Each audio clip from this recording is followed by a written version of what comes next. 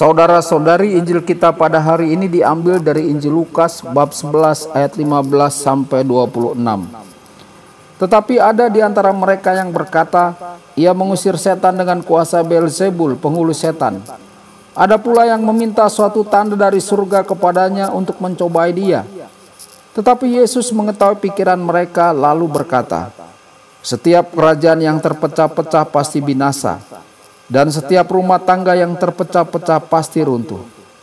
Jikalau iblis itu juga terbagi-bagi dan melawan dirinya sendiri, bagaimanakah kerajaannya dapat bertahan? Sebab kamu berkata bahwa aku mengusir setan dengan kuasa Beelzebul. Jadi, jika aku mengusir setan dengan kuasa Beelzebul, dengan kuasa apakah pengikut-pengikutmu mengusirnya? Sebab itu, merekalah yang akan menjadi hakimu. Tetapi jika aku mengusir setan dengan kuasa Allah, maka sesungguhnya kerajaan Allah sudah datang kepadamu. Apabila seorang yang kuat dan yang lengkap bersenjata menjaga rumahnya sendiri, maka amanlah segala miliknya. Tetapi jika seorang yang lebih kuat daripadanya menyerang dan mengalahkannya, maka orang itu akan merampas perlengkapan senjata yang diandalkannya dan akan membagi-bagikan rampasannya. Siapa tidak bersama aku, ia melawan aku, dan siapa tidak mengumpulkan bersama aku, ia mencerai-beraikan.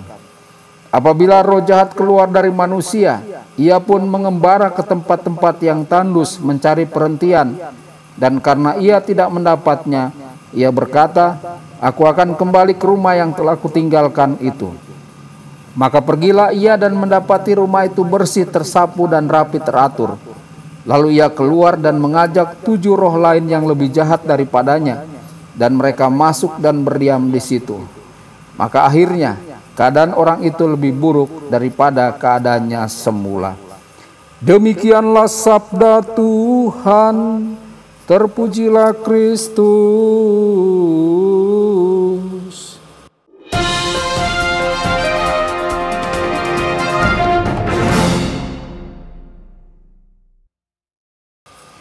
Saudara dan saudari terkasih dimanapun Anda berada, jumpa lagi dengan saya Romo Tedens dalam saluran Warta Kabar Sukacita.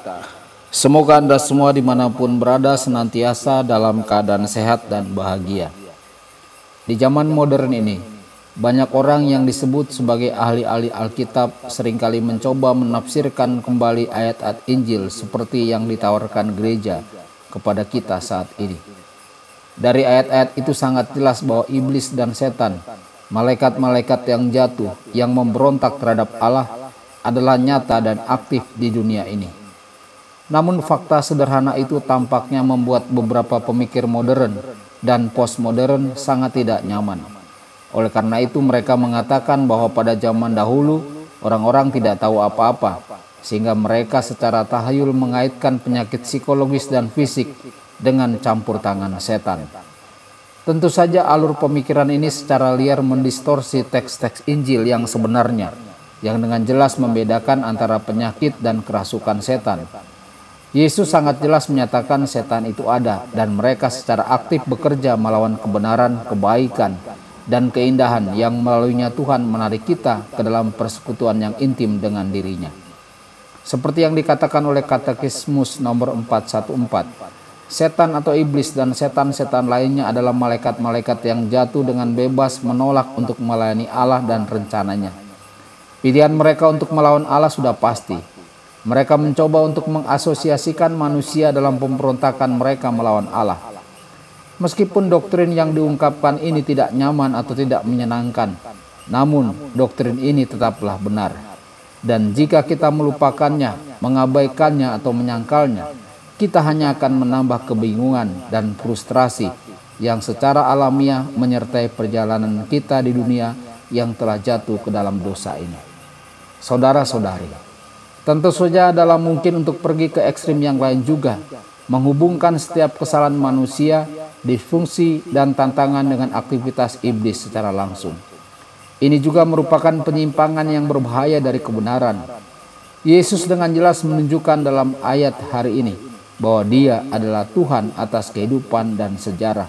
Dia telah membatasi upaya iblis untuk mendominasi urusan manusia. Dalam Katekismus nomor 395 dikatakan, kuasa iblis bagaimanapun juga bukanlah tanpa batas. Ia hanyalah sebuah makhluk berkuasa karena ia adalah roh yang murni, tetapi tetaplah sebuah makhluk. Dia tidak dapat mencegah pembangunan pemerintahan Allah. Meskipun setan dapat bertindak di dunia ini karena kebencian terhadap Allah dan kerajaannya di dalam Kristus Yesus, dan meskipun tindakannya dapat menyebabkan luka-luka yang serius, baik yang bersifat rohani maupun secara tidak langsung, bahkan yang bersifat jasmani bagi setiap orang dan masyarakat, tindakan tersebut diizinkan oleh penyelenggaraan ilahi yang dengan kekuatan dan kelembutannya menuntun sejarah manusia dan alam semesta. Yesus tidak ingin kita mengabaikan aktivitas iblis, tetapi Dia juga tidak ingin kita terobsesi dengannya. Dia ingin kita mengakui Dia sebagai Tuhan dan dengan berani berperang di sisinya demi kemajuan kerajaannya di dalam hati kita dan di dalam hati orang-orang di sekitar kita. Orang Kristen yang sehat adalah orang yang seimbang dan dapat diandalkan seperti Kristus sendiri. Saudara-saudari, Yesus melakukan mujizat-mujizat yang dramatis dan mengusir setan tepat di depan mata orang banyak. Tetapi begitu banyak orang yang tidak dapat melihat apa yang sebenarnya terjadi. Beberapa orang menuduh Yesus berpihak kepada iblis dan yang lainnya meminta lebih banyak tanda. Apa yang terjadi dengan sifat manusia yang telah jatuh ke dalam dosa, yang menolak tanda-tanda yang jelas yang Allah kirimkan kepada kita? Mengapa kita terus-menerus mencari tanda yang lebih meyakinkan tentang kasih dan kehadiran Allah daripada semua yang terus-menerus Dia berikan kepada kita? Keindahan alam yang mengagumkan, pengajaran gereja yang luar biasa, koheren dan lengkap, suksesi orang-orang kudus dan sakramen-sakramen yang tak terputus selama 2000 tahun. Saudara-saudari, kecenderungan kebutaan rohani ini tidak pernah benar-benar meninggalkan kita. Seperti yang Yesus tunjukkan dalam perumpamannya, bahkan ketika kita menyambut kasih karunia-Nya ke dalam hati kita, kita tetap rentan terhadap kemunduran, bahkan mungkin jatuh kembali ke dalam kondisi ketidaktahuan dan kerusakan yang lebih buruk daripada saat kita memulainya.